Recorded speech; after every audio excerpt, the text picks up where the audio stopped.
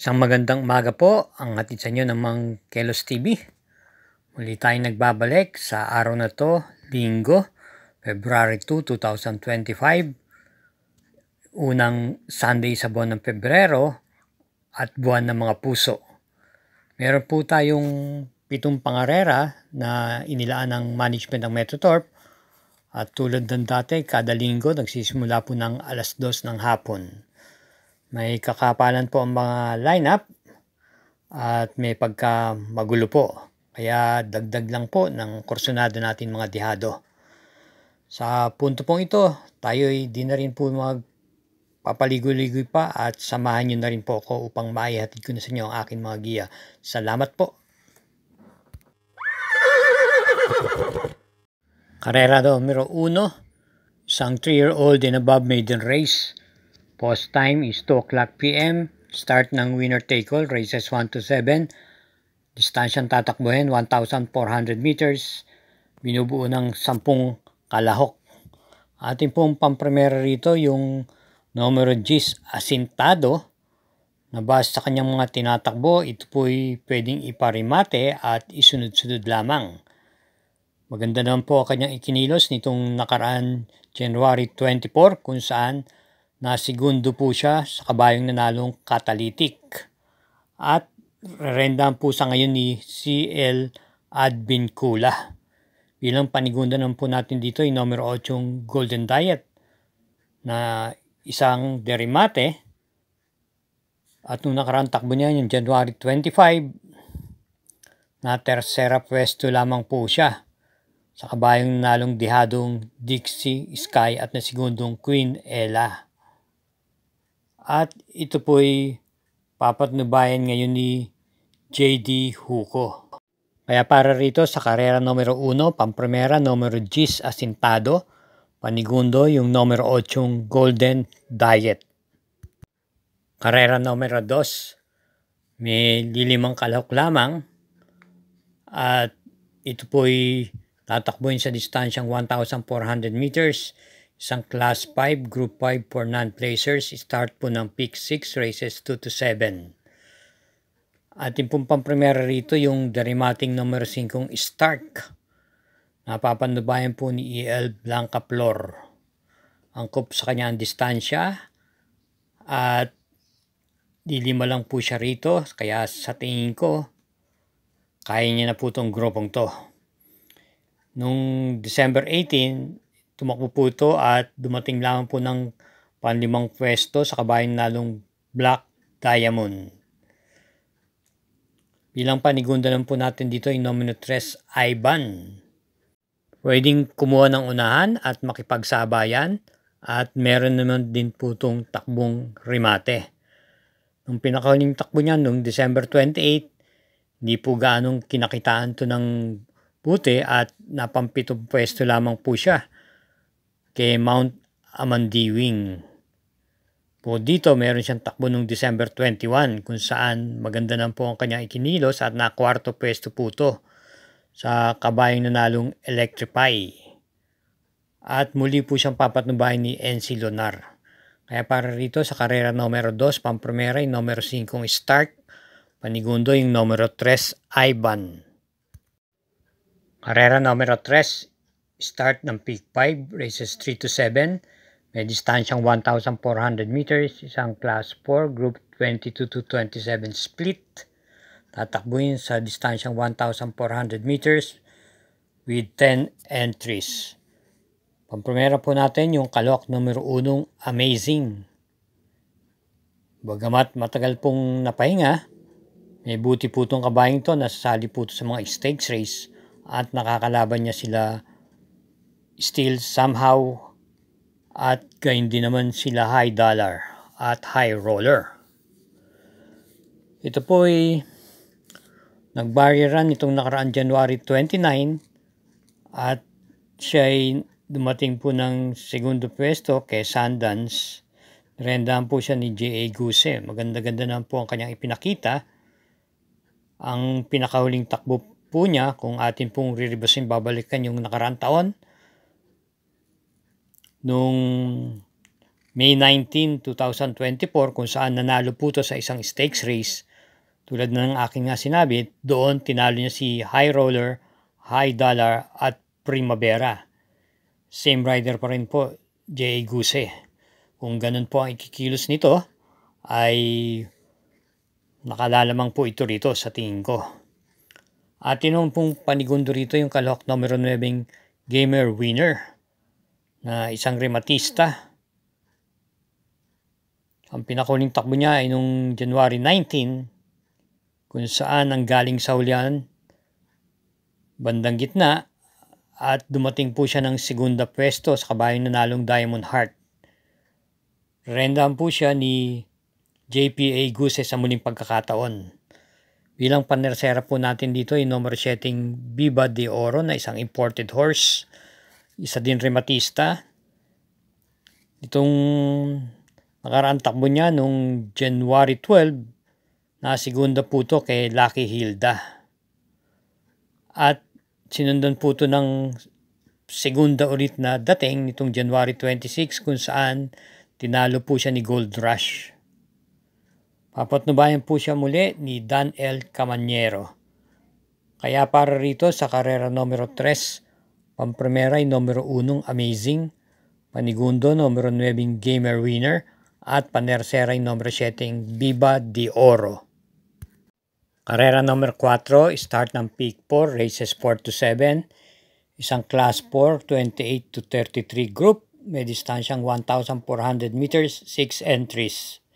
Pili po natin, pamprimera yung kalahok numero 5 Magna Cum Laude na papatnubayan po ng regular rider niya si JR De Ocampo.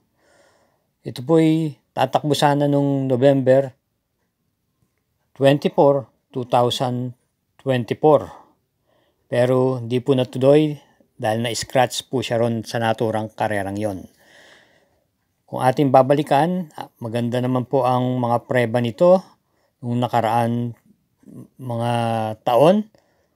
Kung balikan natin yung taon 2023, kung saan ito po'y may mga takbong dumating lamang po ito ng pang-8 pwesto sa isang stakes race noong October 13, kung saan ang nanalo po doon ay si Easy Does It. Same rider pa rin po, JR De Ocampo. Nasundan pa po ito ng ibang takbo noong November 18, 2023, kung saan ito po'y nagtala ng panalo sa isang stakes race at tinalo niya po rin si Ninong at Chocolate Thunder. Noon naman, December 17, 2023, dumating po ito ng tersera pwesto sa isang stakes race na pinagwigian ni Robin Hood. Kaya kung titignan po natin, may buti po itong kabayong to, napahinga lang po lamang. At naman pong panganigundo rito yung galing sa panalong Gold Rush na nanorpresa nung nakaraan, nanalo po ng banderang tapos na dihado noong January 26 at kabilang sa mga tinalo niya si Viva de Oro at Kaboom. Ito po ay muling papatnubayan ni J.D. Flores. May taglay na tuling at pwede pong ipacing. Kaya para rito sa karera numero 4, pamprimera yung kalahok numero 5 Magna Cum Laude, panigundo yung numero 1 Gold Rush. Para tuloy-tuloy ang ligaya, huwag po nating kakagaliin makalimot mag-subscribe. I-share na rin po at i-hit po ang like button ng Mangkelos TV. Salamat po. Karera numero 5, ito po ay may distansyang 1,400 meters, ang class 5 split group 11 to 15 group. At meron po tayong 12 kalahok dito. At base sa aking pagkakabasa, siguradong magsisipag-unahan sa unahan dito yung mga kabayong Galloping Ghost, Doña Chichay, at isama na rin natin yung Don Damiano na kapaparehos na may maangkin tuling. May kahabaan na distansya, 1,400 meters. Kaya lalagay po tayo dito sa derimate yung kalahok numero 4 Potential. Alam naman po natin na pagdating ng diretsahan, malakas po ang pagsungaw nito sa rekta hanggang sumapit ng meta. Ito ay dumating lamang po nung pang-anim na pwesto, nakarantak po niyang January 26 sa kababayang High Society at nasigundong Doña Chichay. Muling rerendahan po ni E.L. Blancaflor at mayroong taglay na panalo sa naturang distansya noong January 19 kung saan tinalo niya po si Modern Stroke matapos manggaling sa pinakahulihan from last to first. At bilang panigundo naman po natin dito yung kalahok numero 5 Isla Puting Bato na isang derimati rin po. Sumakumputo nung December 29 kung saan dumating lamang po ng quinto pwesto sa kabayang nanalong Bantay Sarado. At nirendahan po siya doon ni JT Pabilik. The same rider pa rin po ang sasakay sa kanya ngayon. Bukod dito, meron po siyang naitalang panalo noong December 21 kung saan tinalo niya po si Modern Stroke at Lemon Bell. Bilang panersera po natin dito yung isa sa magdadala ng marcha sa unahan, yung numero 12 Doña Chichay, na base sa kanyang prepa, maganda po ang kanyang ikinikilos. Parati pong nasa timbangan lately at makikita po natin to sa harapan. Itong nakaraan January 26, dumating lamang po siya ng segunda pwesto sa kabayan nalong High Society at nirendahan po siya doon ni LF Jesus. Ang isa pa niyang pong takbo ay noong January 17 kung saan na tersera pwesto naman po siya pagkatapos makipaghabulan sa kabayang nanalong Don Pedro.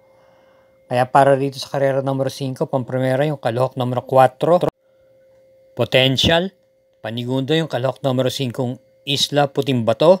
At panersera yung numero 12, Doña Chichay. Karera numero 6, penultimate race, Pool Gate, 14 entries, isang coupled, yung numero 7. Ito po yung may distansyang 1,400 meters, isang class 5, split group 6 to 10. Bilang pampremera po natin dito yung kalahok numero 3, Advocacy, na may taglay pong remate at pwede rin po naman isunod-sunod lamang. Ito po ay kinambyo de jinete na from JMS Torque, MN Gonzales na po ang rerenda.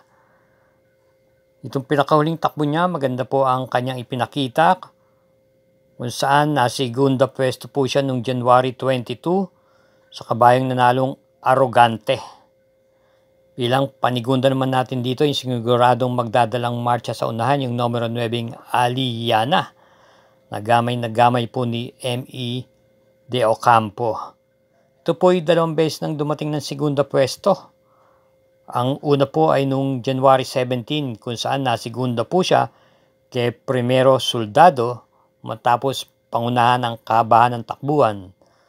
At nasundan pa po ito noong January 25 kung saan dumating din po siya ng segunda pwesto kay Go Uste. Konting buenas lang po, baka makaraos po ito. At bilang panersera po natin yung number 4 Rule the World na pwedeng i-pacing at kumuha rin naman ng unahan. December 31, dumating po ito ng segunda pwesto sa kabayan nalong Gugma sa pamatnubay po ni PR Dilema. Pero sa pagkakataon po ito, kinambyo po siya kay Paps M. Cabalejo. Kaya para rito sa karera numero 6, pampremera yung kalahok numero 3 Advocacy, panigundo yung numero 9 Aliana at panersera yung numero 4 Rule the World. Karera numero 7, Last Daily Double, para tingan po ito ng winner take all, Pick 6, Pick 5 at Pick 4, may distansyang 1,400 meters, isang class 4, group 16 to 21 split, at meron pong Super 6 na nakapaloob dito. Binubuo po ng 14 na kalahok, kumbaga full gate. At ang atin naman pong napipisil na pampremera rito ay yung numero 4 Bohemian na 2 beses na pong dumarating ng segundo pwesto at papatnubayan po ngayon ni PR Dilema.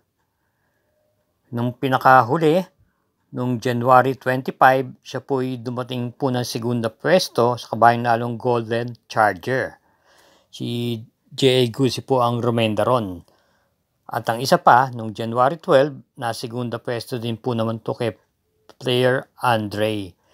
Kung ating pampansinin, ito'y parati pong late na sa timbangan at pansinin din po natin to pag nadihado po to, parang mas doble po ang tinatakbo dahil may mga mas mabibigat pong grupo na ang tinalo nito. Panigundo naman po natin dito yung isang derimate na isang imported horse, yung numero 14 Matikas, narerendan po ni JB Bakaykay. Ito po yung may taglay na panalo noong January 19 matapos manggaling sa bandang likuran at tinalo niya po si Fildebern at Lemon Bell.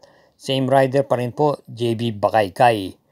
Bilang panerseran po natin yung numero 5 nagbabalik pista na alam mo natin ng kabayong to, veterano na rin po at isa rin mga stage campaigner to. Nagbabatak po to. Ito po ay bagamat dumating lamang ng pang-8 pwesto noong January 19 sa kabayang nanalong Matikas at rerendan siya ni A.R. Villegas, isama po natin siya bilang panersera. Kaya para rito sa karera numero 7, pamprimera yung kalok numero 4 Bohemian, panigundo yung numero 14 Matikas at panersera yung numero 5 Namayan.